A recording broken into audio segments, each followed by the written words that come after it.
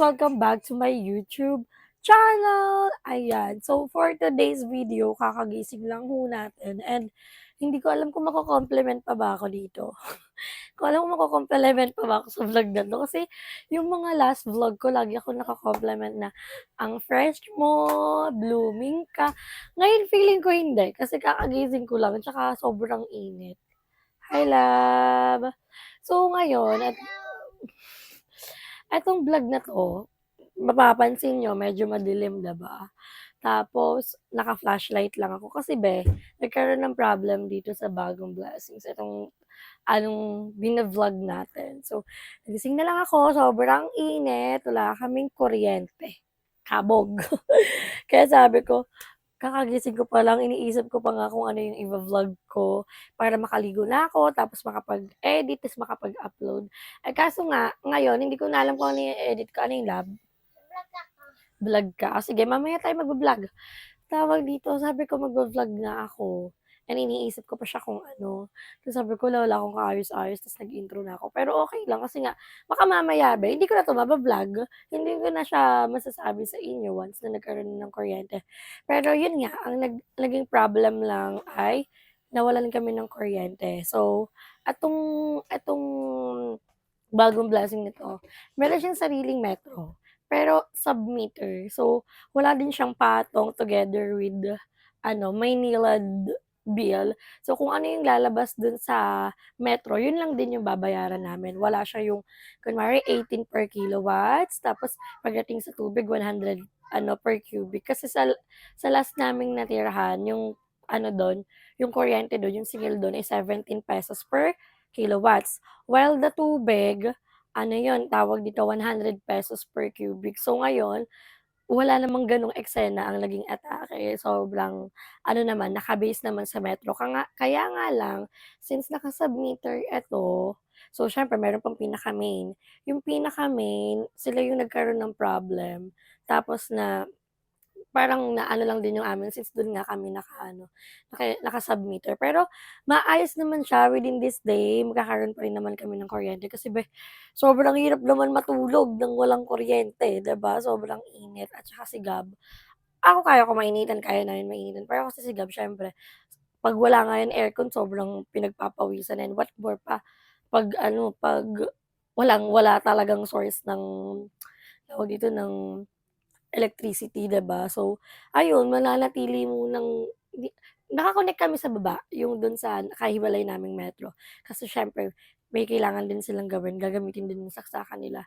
So, ibabalik na lang din mamaya if ever na wala. Pero 'pag meron siyempre hindi na din naman kami maki-connect. Kaya happy din ako kasi super duper bait din talaga ng mga kapitbahay namin dito. The design is very kaingin talaga. So, kaingin naman 'to, pero siyempre nakaka-miss din talaga yung mismong lugar namin kung ano yung na na na-demolish amin yung Skara, yung Valenzuela. I mean yung area nung kaingin namin. Ito kasi yung katapat na nun, na compound. So sila parang unahan lang yung na-demolish pero the rest, pa sila, okey pa sila, 'di ba? So yun lang naman and itong vlog na 'to is na lang, tingnan ko kung ano pa ba yung magagawa ko kung ano pa init hirap nga mag-vlog ng mainit. Kaya sabi ko, sige, may itsura ko, pero maliligo muna ako. So, maliligo muna ako para 'pag in another clip, hala, oo nga fresh na siya dun. Wala kasing saya ng puso ko 'pag kino-compliment ako na, "Ang ganda tingnan, ang blooming tingnan." Pero ngayon masasabihan niyo ba ako ng gano'n? Kung ganito yung itsura ko right now, 'di ba? So, balikan ko kayo, sige bibili na lang din ako at magbibigay ako sa inyo ng update about dun sa ating hyperthyroidism. So, malapit-lapit na siya medyo kinakabahan ako pero laban lang. So, tara samahan niyo muna akong maligo. Ay hindi niyo pala ako sasamahan. Maliligo muna ako and i-a-update ko kayo once na kung saan man ako pupunta. So ayun mga beng, sabi ko nga sa inyo within this day, parang layo ng mic ko. Within this day is maayos din agad yung ating electricity. So far hindi naman na nagtagal ng gano'n katagal talaga and happy ako kasi makakakilos na tayo ng maayos kasi siyempre ang hirap din kasi talagang kumilos mag-isa, ay mag-isa tuloy, walang kuryente and pumunta kasi dito yung may-ari nitong Bagong Blessing and sobrang nakakatuwa kasi meron siyang dalang mangga na para bang naglilihi ang babaeng 'to, charot. May dala siyang mangga, ta's meron siyang mga dalang dried fish, aninta, daing, anong tawag dun sa may pusit pa na ano, na dried? Yung patay na pusit, anong tawag dun pa? Hindi, may isa pa 'di ba, yung sinabi ko mo kanina 'di ba danggit, yun ta's tinapa. And sad to say, hindi ako allowed, kumain ng mga gano'n kasi bawal. Isa yun sa ano, isa yun sa pinagbabawal pero ba yun sarap nun, Diyos ko. Lalo na 'pag naalala ko nung nasa Cebu kami. Sarap, kaso hindi allowed. So, meron na lang ibang niluto si mamang pagkain sa akin which is sabaw and tawag dito, pupunta tayo ng Mercury para bumili ng needs ng gamot ko. Tama pa ba yung pinagsasabi? Ang dog food. Ano ko, aso? Wala sa kilala ni dog food nung kainin ko. Kaya din yung tatay ko eh. Anyway, yan, mag-aayos lang din muna ako. Kasi syempre, ang nangyayari po kasi ngayon is same day, same vlog, same day edit, same day upload. So ngayon, gabi na naman. So alas 6 na siya. Late na ako nakakilos. Pero kaya ko naman to. So mag-aayos lang ako and then gugugora na ako doon. Tapos bibigyan ko kayo ng update. Since marami din naman nagtataas kung kamusta na ba yung paggagamot ko. And ano may malapit na tayong mangyayari. Ganun ang atake na. So mag-aayos lang muna ako. And then, after kong mag-ayos, ere-eretso na ako. Tapos, diretso na dun sa Mercury. And then, after nun, diretso na ako dun sa pag-i-stayan ko. Which is, stay ako sa cafe ulit para dun ako mag-edit, dun ako mag-outro. And, dun ko na siya i-upload para mabilis, diba? So, kayang-kaya natin to. Yung electric fan. Kayang-kaya natin to. And balikan ko kayo mamaya. Mag-aayos muna ako. Our hearts beat to the city streets, we began to feel the fire. We rise like tall buildings as the chemicals they take us higher. The night's young and it's just begun as she puts her hand in mine. We wanna chase the night, wanna dance to the light, pull the stars from the sky, just two hearts running wild. Never sleep, never stop, as we shout from the top. We're gonna be two hearts running wild.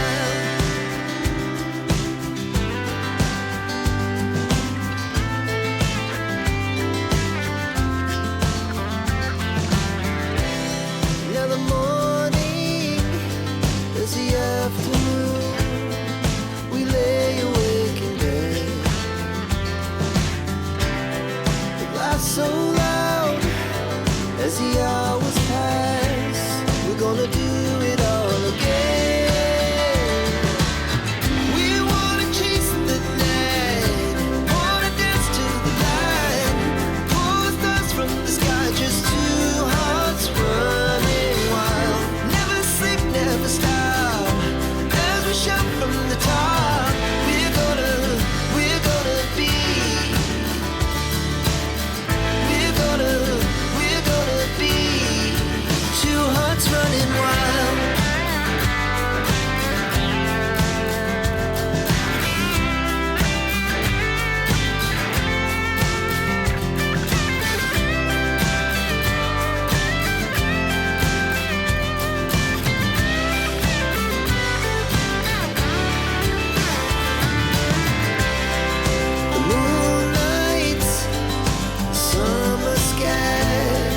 The best we ever had, and we'll stay young forever. We'll never have regrets. We wanna chase the night, wanna dance to the light, pull the stars from the sky, just two hearts running wild. Never sleep, never stop, as we shout from the top.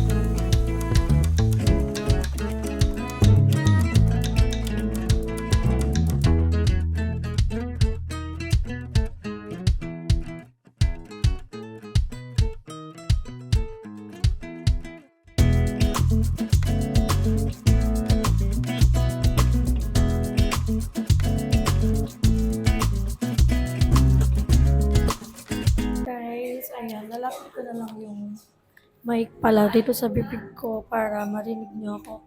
Kasi medyo masakit nga yung lalamunan ko. Hindi naman sobrang sakit. Anong tawag dito? Hindi naman sobrang, parang merong tonsillitis or what. So, hindi ko lang kaya maglakas ng voice right now. Kanina kaya ko, ngayon hindi. Tapos, di ba nag-mercury nga ako, nakita nyo, almost 45 minutes akong nag-antay doon. Kasi nga, sobrang dami ding tao. Siyempre, hindi mo ka naman pwede mag-inarte doon, diba? So, sabi ko kasi, ang plano ko kanina, din ako bibili ng food na Gab. Yung mga pang snacks niya, yung mga Magic Flakes, yung Dutch Mill niya, yung mga Quaker Oats niya, doon ko na lang sana bibilhin. Kaso nga, medyo yun, yung malaking Magic Flakes lang yung meron doon. Kaya, ayan, yun na lang yung binili ko. Tapos Quaker Oats, tapos yung breads. Kung ano yung nakita niyo sa montage, yun lang din naman yung binili ko. Kaya sabi ko, sige, ano na lang, mag-grocery na lang kami next time. Kasi medyo wala din ako masyadong mabibili doon. Pero that's fine. Siguro, bumili din kasi ako ng gatas niya. And so far, wala na akong binibiling diaper since graduate na ho ako sa paggagamit niya ng diaper. So, kaya niya na pong magsabi kung ano po yung dapat niyang gawin, something like that. And, ayun, more on milk na lang, vitamins and snacks yung binibili ko sa kanya. And happy din ako kasi hindi na siya nagdidede. I mean, hindi na siya gumagamit ng feeding bottle, kundi gamit niya na yung sippy cup. So, nagkakaroon na ng konting adjustment kasi syempre lumalaki din siya, di ba? Be? And now, nandito tayo sa favorite place na walang sawa dito kasi nga be, worth it naman din talaga dito pumunta. Hindi ako sponsor nito pero lagi kasi ako nandito. Saksi tong cafe na to sa lahat ng stress, sa lahat ng pagka-drain. So, ito yung naging comfort place and yung mga food nila, yung drinks nila yung naging comfort food ko or drinks ko. And ayan, sinadya ko din naman since kaya nga ako nag-decide na sa Mercury na lang bumili. Kasi nga, konti na lang tayo sa gamot. Yes. So, ito yung medicine ko. So, meron ako ditong dalawang klase ng gamot ko. And binili ko siya ng tag 15 pieces and 30 pieces to go. Yan, tama kayo nang naririnig. Pero hindi dapat ako maging happy kasi last 30 pieces na lang, babalik na ako ulit sa doktor. Hindi.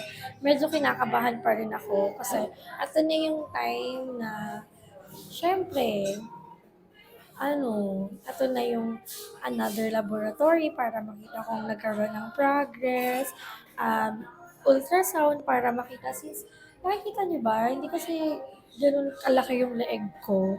So, kasi nga 'di ba nasa loob. So, para makita kung ano ba ang itsura or kung ano yung eksena dito sa loob ng thyroid ko and consultation, tapos monitoring. Kasi ito, yun na din naman yung time na malalaman kung maggagamot, same ng gamot, may panibagong gamot, maintenance or kailangan ng operation. So, hindi ko siya masyadong iniisip kasi nga, kakaalis ko lang sa past stress at draining stage ko neto nung kailangan namin lumipat sa bagong blessing, 'di ba? So, since okay kwento ko sa inyo, and syempre hindi pa naman ako nakaka-recover, sabi ko naman sa inyo, hindi ganun kadali na tawag dito, magkaroon ng sakit, sobrang hirap. Imagine, di ka ba nakaka-recover sa sakit? Hindi naman sa sakit. Totoo namang di pa ako nakaka-recover. Di ka ba nakaka-recover sa expenses mo last time? Tapos, syempre, kailangan mong bayaran. I have a lot of bills to pay. Sige pa. Thank you po. Thank you po. And tawag dito, hindi naman siya biro. And kailangan talaga, kaya tignan nyo, grind ako ng grind. Pasensya na ako, medyo gabi na ako palagi mag-upload. Kasi mini-make sure ko talaga na nakakapagpahinga po ako. So, kinakaya naman, di naman umaabot ng alas 10, alas 11 yung ating upload. Pero kahit anong mangyari, mag-upload at mag-upload pa din ako. So, back to the topic, yun nga, yun na yung magiging atake. Pero sana magkaroon ng maayos na progress. Hindi man ma-fully heal agad. Kumbaga, medyo bumaba din yung medyo or kaya bumaba yung result dun sa laboratory. So far yun lang din naman yung pinag-pray ko at sana kayanin ko pa, hindi lang physically, emotionally, syempre yung expenses din. Sana kayanin ko pa siya. Syempre, it's huge amount na naman again and again para kasi nga 'di ba, tawag dito, sobrang hirap naman talaga sa public hospital. Alam kong alam mo din 'yan, 'di ba? So, ayun kaya ako nag-TTS talaga at saka para maging maayos din and siyempre nag-stick na ako dun sa dalawa kong doktor, hindi na ako palipat-lipat, 'di ba? So, ayun, last 30 pieces of medicine na lang tayo. And after nun, ayan, i-share ko na sa inyo, papakita ko sa inyo kung sana makapag-vlog ako, ma-share ko sa inyo, pero papakita ko sa inyo na kung ano yung mga ah, gagawin next week. So, kaya to.